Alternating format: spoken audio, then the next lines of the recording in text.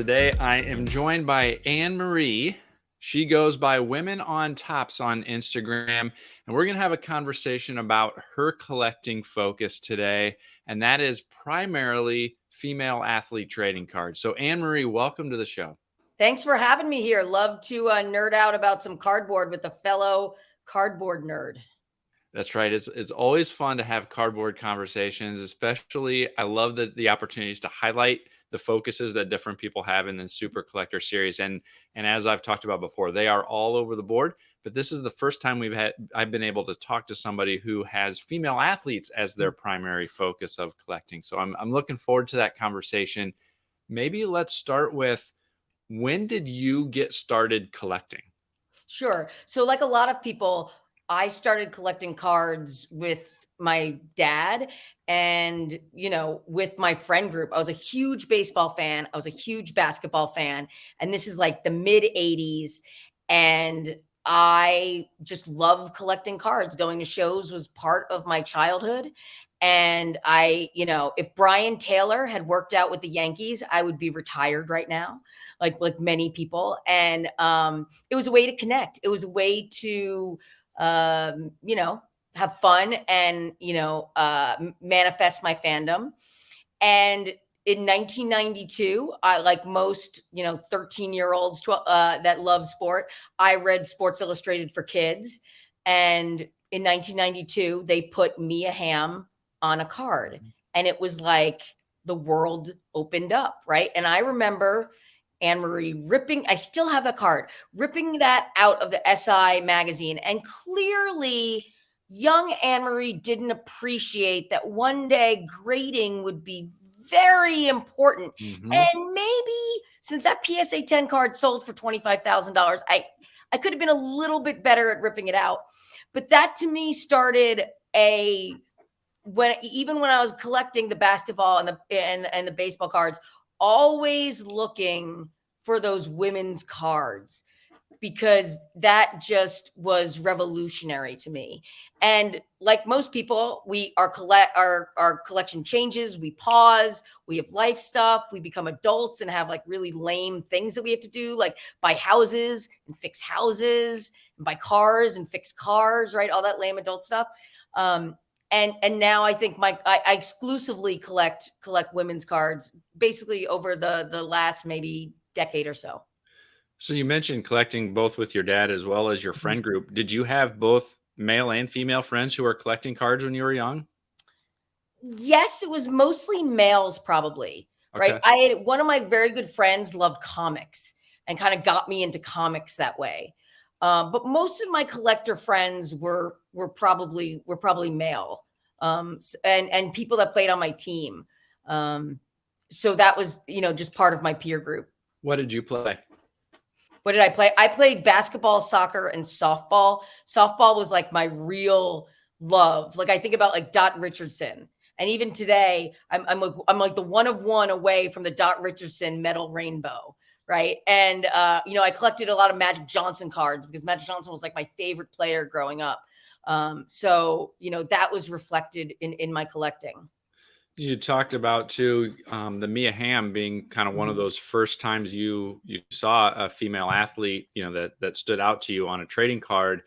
Back in the early 90s, I can only think of a handful of, there was a little bit later in the, 94, you had some of the World Cup, Upper Deck World Cup cards that had, the female soccer players.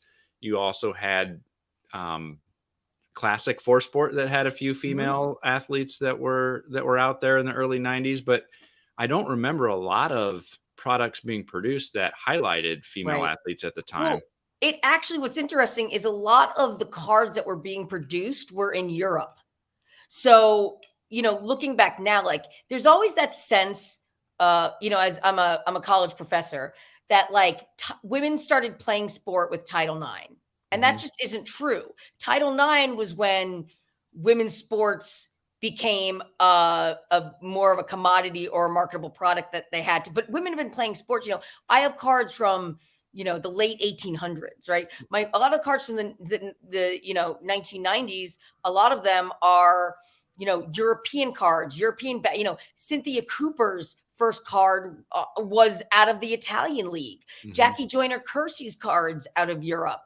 Tennis cards out of Europe. So in America, I wasn't going to a sport card store and seeing female athletes, but they were being produced. And again, the advent of the internet, the advent of the sort of digital e-commerce opened up a whole new world to this, which, really has been a boom for niche collectors.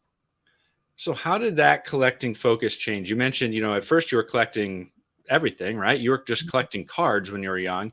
Now you mentioned that your focus is primarily, exclusive to female It athletes. is. Yep. How did Exclusively. that evolve over time? Or what were some of those drivers as you think about the last 20 years or so that helped that transition kind of be solidified to what your focus is today? I think it's how your interests change, right? So, like, this is where I get nerdy, professor.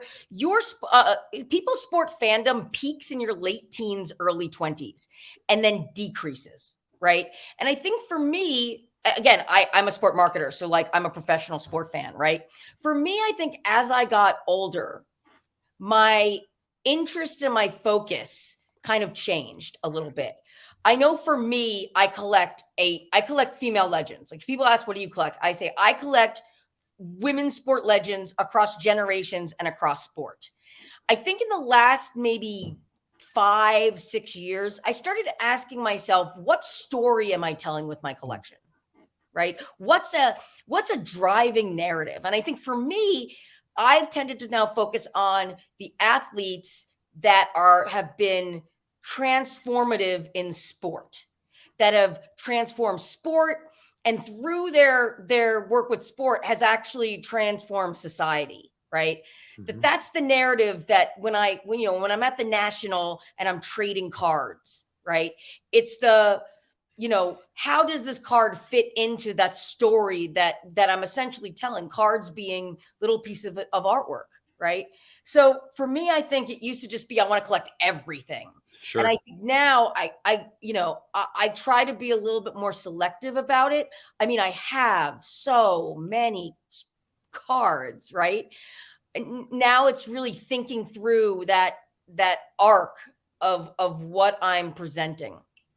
So what does that look like for you? When you narrow down these transformational athletes that you want to focus in on, do you try to still get a breadth of the different cards that they've been featured on, or do you kind of highlight one or two, based on, one of their first appearances on a card, or the most scarce, Right. or autographed versions, or Right. do you have some combination of all of that when you kind of think about what you want to obtain for your collection? So I think there's I think about it in terms of current athletes and past athletes. I prioritize, for instance, if I think about athletes like Babe Didrikson, Althea Gibson, Wilma Rudolph, Jackie Joyner, I will always prioritize cards that were made in that athlete's lifetime, in their sport lifetime, right? So that's one priority that I have. I think the other is the breadth is really important to me. Like,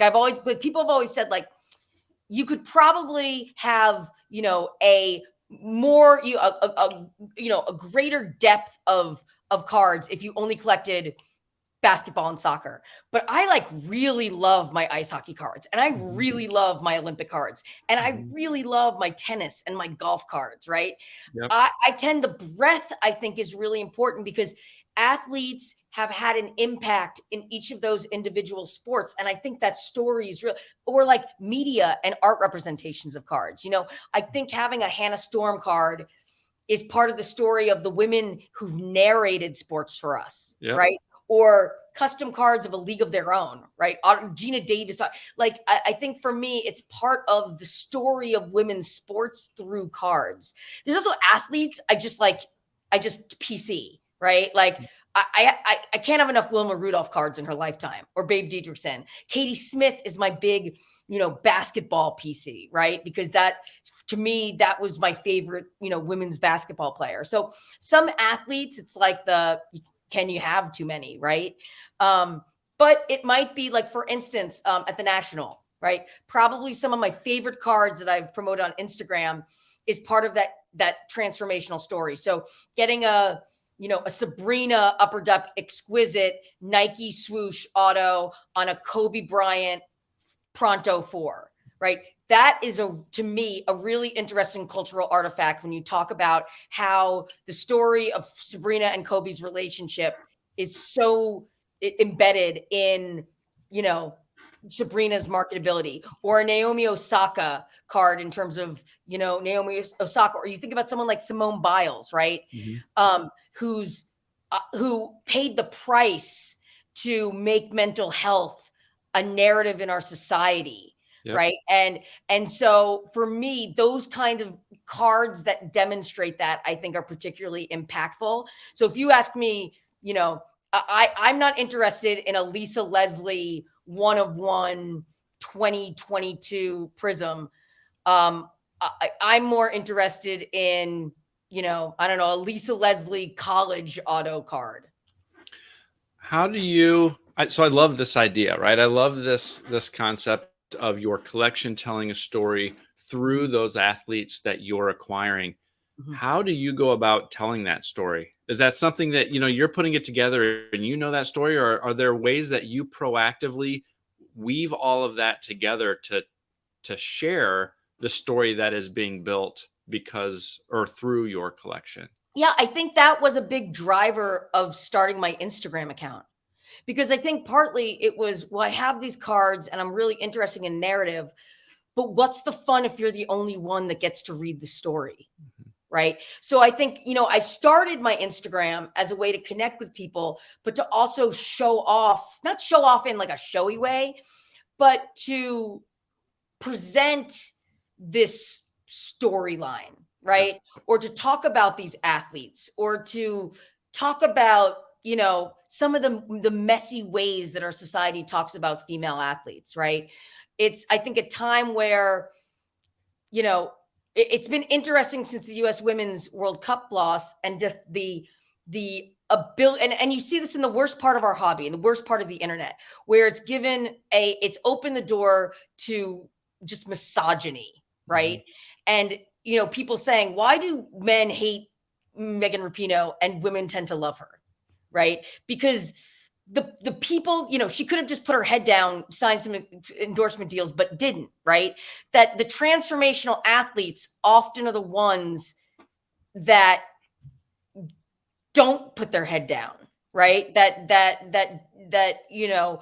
push us to be better, to think about these things. So, part of it, I think, for me, is using these cards as a way to tell that story, Yep. even if it's messy. Like, for instance, I have Margaret Smith court cards. That's a tough one, because what do you do with athletes that you vehemently oppose? Like, everything about what Margaret Court represents, I find reprehensible. Unfortunately, bad people are also good at tennis. Mm-hmm. Right. So for me, people say, how can you collect, Margaret Court? And part of it is because the narrative is messy. Mm-hmm. And if we're going to be honest, we need to also tell that story. So they're like, Martina Navratilova, Margaret Court dual relic is one of the weirdest cards, right? Like, God bless Leaf. I mean, I love my dual auto Tanya Harding, Nancy Kerrigan card. It's so awkward, but what an awkward card. What a brilliant narrative. Mm-hmm. Very cool. Do you have any favorites? If you think about a couple that you've been able to acquire that stand out to you as the most significant to you in your collection, are there any that come to mind? I mean, a couple. I mean, that Nancy Kerrigan one, Tanya Hart, is like fantastic, right? Mm-hmm. Ones that I think are really, I mean, yeah, there's like a ton. I have a Cheryl Swoops college card at Texas Tech when they won the national championship that has a freshman Katie Smith in the background, right? That's just an interesting card where you have these two goats, and you have the senior Swoops, and you have a Katie Smith. The Margaret Court Martina Navratilova dual patch is, I hope there's an intern that like got that under the radar and got fired somewhere. There's like I'd like to think they didn't do that on purpose, but like, I salute you, whoever is that made that card. I mean, there's lots of, even some of the European cards that I think about, some of the Olympic cards from the 1930s. Mm-hmm. And some of the visuals on female sports and female representation. I think there's lots of cards that do some really interesting stuff. The Lisa Leslie card that Rittenhouse did when she was pregnant, I think that's a pretty significant card in terms of visual representation. So, and these aren't necessarily the most expensive cards that I own. Some of the in terms of vintage cards, Sonia Henney is probably the most prolific athlete on trading cards. Some of those cards I think are particularly valuable. So, are there any that you're still looking for that are kind of on your wish list? I mean, yeah. It's like I got the Katie Smith 1999 rookie platinum card. I really, that's a card that I'm really looking for. And then there's all kinds of cards that you don't know exist until you see them, right? Like that's the exciting part. But I mean, you never have enough. I think also for me, a change has been in the last, I would say 10 years is, I don't need multiples of rare cards. Like for instance, like I had 2 Maya Moore rookie autos to 33 of this rookie auto variation of Maya Moore. And I had 2 of them, 2 out of 33. And I went, one of the collectors online had been looking for that card for a long time. And, I brought it to the National because I knew if I brought it, I would trade it to him regardless. And part of it was, why should I have more than one?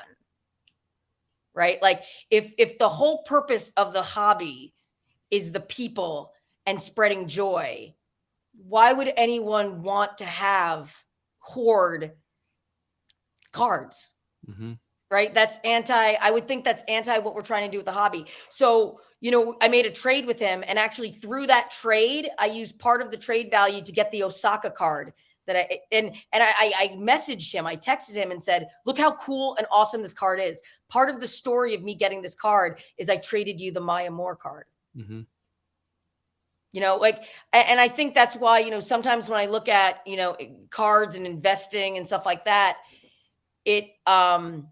I guess maybe, people would say have as many rare cards as possible, like that Maya Moore card. But what is the psychic income that we get for putting that card in another collector's hands? Yep. There's, over these last couple of years, we've got Parkside producing NWSL cards. We've got multiple WNBA products coming from Panini. Over these last few years, there's there continues to be female athletes highlighted in products like Allen and Ginter or Upper Deck's, Gaudy products and some of those other multi-sport products. Mm-hmm. So we're starting to see an increase maybe of female athletes portrayed on cards. We've got the Bowman U, NIL based cards that we're starting to see. Are there any specific leagues or athletes or sports where you wish we would start to see additional female athletes highlighted, or how would you like to see that representation of female athletes on trading cards expanded in these coming years? Well, I mean, it's good business. Women's sport cards is great business, right? The biggest predictor of spend in sport is fan avidity. Women's sport fans have a higher fan avidity than men's sports. We know that. So, for instance, there may be less female collectors, but our average spend is going to be more, right? We've got a huge year coming up, right? We've got the Summer Olympics. We have a Cricket World Cup. We have Pan Am Games going on. Like, it's crazy to me that Sydney McLaughlin, a transformational track athlete, has no cards. How is it possible that there are only 2 cards available from SI for Kids of Katie Ledecky? How is that possible? Right? like that's just crazy to me. If you ask, and again, I talk to and give away tons of cards and talk to collectors, right? How many and how many Teddy Ledecky cards would people want to have in their collection? Right? Someone who's passing Michael Phelps's records, right? Simone Biles doesn't have that many cards. Like, it's one of those things where I am always amazed, right? People can talk, like Leaf, for instance. I have great conversations with Leaf at the National, right? I love Leaf products, right? I'll buy Onyx Pride that, so many collectors are like unlicensed, blah, blah, blah. Mhm. We don't have like, there's been so few products historically for women. Give me unlicensed. I think female collectors are way more opening to unlicensed because we just want someone to authentically create our cards and give us something to collect. So, I think women's sport cards are good for business, and that's why we're seeing companies get in the game. Yep. What role does community and friendships play in your hobby enjoyment currently? You mentioned when you were young, Mhm. that was a big component of it, right? How there's different people who have community and friendships and those types of things. Some people, that is a big part of why they collect and a big piece of the enjoyment they get. Other people like the fact that you can be a collector and be isolated, or you can Right. have your alone time and do that. What role does community and friendships play in your collecting experience? Well, I'm a power extrovert, right? So, like, I will put that out there. We're literally paying for pictures of cardboard of like people will make fun of Pokemon collectors, and I'll be like, you're literally buying pieces of cardboard of millionaire and billionaires, right? At least like Pokemon, there's a story, right? For me, like, humans are emotional creatures that think. We are not thinking and emotional creatures. We are pack animals. There should be no surprise that our hobby peaked during COVID because we were never mammals that were supposed to socially distance. We're terrible at it.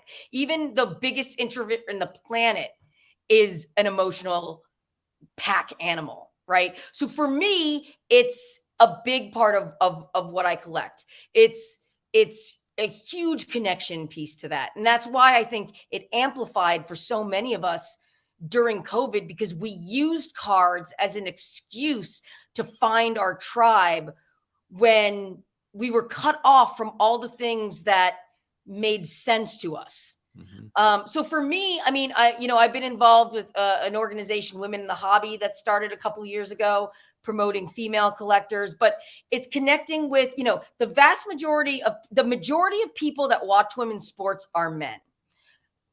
I don't have the data to back this up. The majority of collectors of women's cards are men. I would stake my Tanya Harding, Nancy Kerrigan dual auto on that one, and I really like the card. So part of it is for me, it's really all about connection. Yeah, that's fantastic. And you mentioned the Women in the Hobby Facebook group. You mentioned, the involvement and building that community. Have you found an opportunity to give back or help promote the women who are Mhm. collectors, or help promote this idea of females also being a Right. vibrant part of the hobby community? Have you found a way to kind of give back into the community at all? I know one thing that I started last year is through my Instagram. I found that I was getting contacted by coaches and teachers who have started card collecting clubs, and a lot of coaches who would say, "I love to give cards away to my team who's elementary school soccer, and I coach co-ed, and I only have men's soccer cards, and I see that you put women's soccer cards." And it sort of got my brain kind of rolling.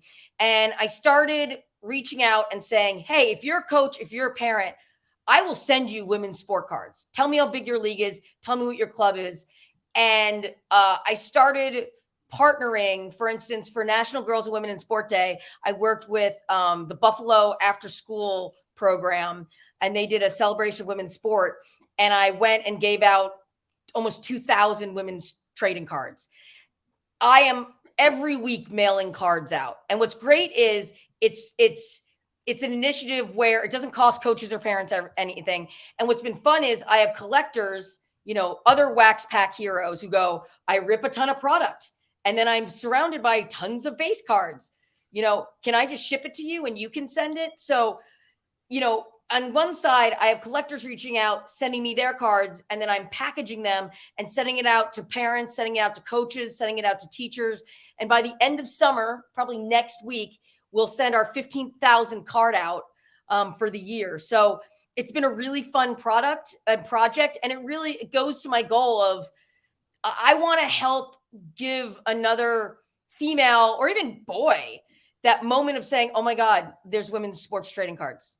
Right? How do we recreate that moment? Because kids can't visualize it if they can't see it. So if somebody wants to get involved with that and maybe contribute some cards for you to give away, or if they want to maybe reach out to you to talk a little bit more and learn more about some of these athletes that you've shared and hear and see and read about some of these stories that you've been talking about, where can people find you? So the easiest way to find me is on Instagram, which is women.on.tops. And I want to say thank you to Tops for not suing me for trademark infringement and the commitment to not ever sue me. But you can just hit the message button and send me a message and say, hey, I haven't seen the bottom of my desk in 2 years. Can I send you women's cards? Or, hey, I have a basketball team and I'd love to give out WNBA cards. And, that really is a great way to link. Those are the community that want to help represent girls and women in sport. And those of us whose maybe partners and spouses just want us to not have stuff all over our desk. It's a community service in both ways. Very cool. Is there anything else that you would want people to know before we go today? I think one of the greatest things that we can do in the hobby is tell our stories. And whether that's through Instagram, whether that's through, any kind of portal, I would encourage people to, even if you don't think, when I started this, I didn't think anyone cared. I knew people collected cards, but who wants to follow a dorky women's sport account? Everyone, the hobby is big, but every single person has their own unique story and their own unique contribution. And I just think across the industry, we need to be present and tell that story and find connection, because every time we do that and put ourselves out there, I think our hobby is better for it. Very cool. Hey, Annemarie, I really appreciate you spending a few minutes today sharing and telling those stories about your collection that now a whole bunch of other people are going to get a chance to hear. So thanks again, Annemarie, for coming on. Thank you so much. This was so fun. I really appreciate the opportunity.